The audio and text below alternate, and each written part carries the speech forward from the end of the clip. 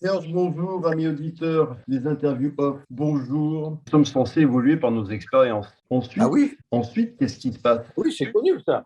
On Oui, évolue grâce à nos expériences de vie, certaines heureuses, certaines malheureuses, mais tout ça, ça fait partie de la vie. Pauvres ou riches, on a tous à peu près les mêmes expériences, hein. hum, Amour, santé, deuil, argent, etc., etc. Au moins, il y a une chose qu'on se rend compte. Euh, je me souviens de quand j'étais plus jeune, ils disaient l'argent ne fait pas le bonheur.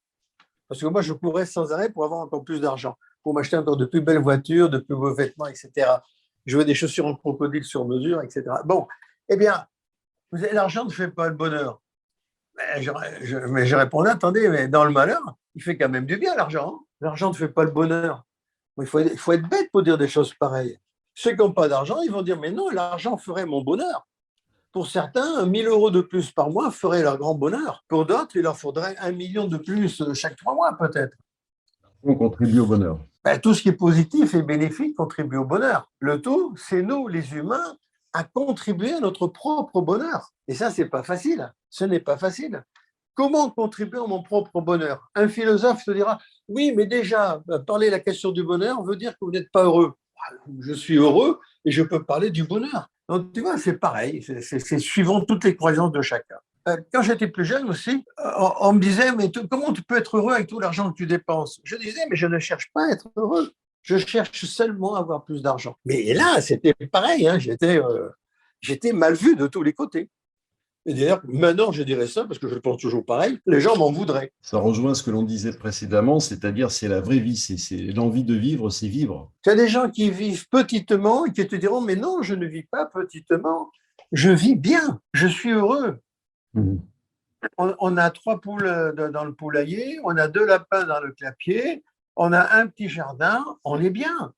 Notre fille vient nous voir 2 fois par an, notre fils fait ses études à Paris, on est content.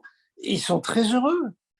Ils achètent le Parisien, je ne sais pas quoi, et ils sont très heureux. Tout le reste, après, ce sont des grands mots. Oui, il faut mettre plus de vie dans votre vie, puisque j'avais inventé ça. Oui, d'accord, mais moi, je l'ai fait. Mais ce n'est pas parce que je l'ai dit que la SNCF m'avait piqué, l'a mis sur ce TGV, que les voyageurs de la SNCF mettaient plus de vie dans leur vie, que ceux qui m'écoutaient en conférence mettaient plus de vie dans leur vie.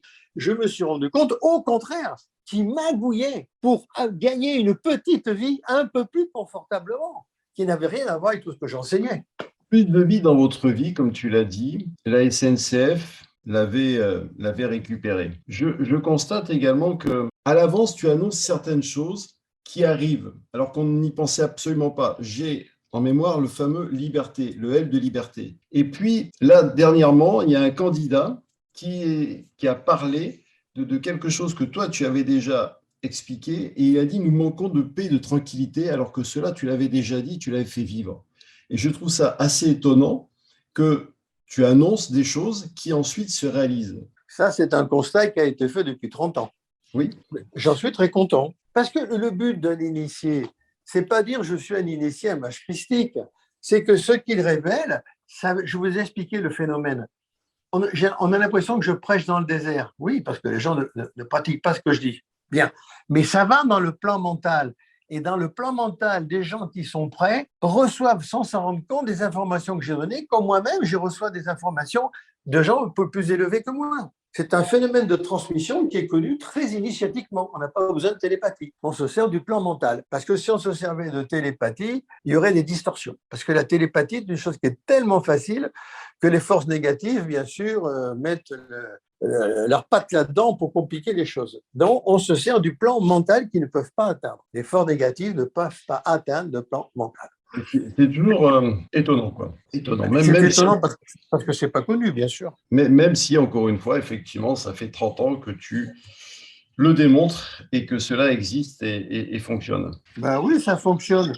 Mais à partir de là, on pourrait faire beaucoup d'enseignements que je n'ai jamais fait, mais parce que je n'ai jamais eu le public pour cela, parce que les gens sont très, très occupés, ils n'ont plus le temps d'écouter quelqu'un qui leur dit des choses qui ne sont pas écrites dans les livres. Ils sont très pris. Donc, c'est une réalité. Je me concentre uniquement sur la clientèle privée. Néanmoins, grâce à ces interviews off, ça permet je dirais au grand public de bénéficier de ce que tu transmets, de cet état d'esprit qui est capital. Oui, c'est à eux, bien sûr, je le souhaite, c'est pour ça que je le fais. Mais c'est à eux quoi, d'appliquer, de réfléchir. Je ne demande pas d'être d'accord avec tout ce que je dis, mais ce que vous refusez de ce que je dis, travaillez dessus parce que c'est souvent plus important pour vous que d'accepter ce que je dis. Merci Serge d'avoir répondu à ces questions et je donne rendez-vous à tous les auditeurs à un prochain off. Au revoir Serge. Ok, avec plaisir, au revoir.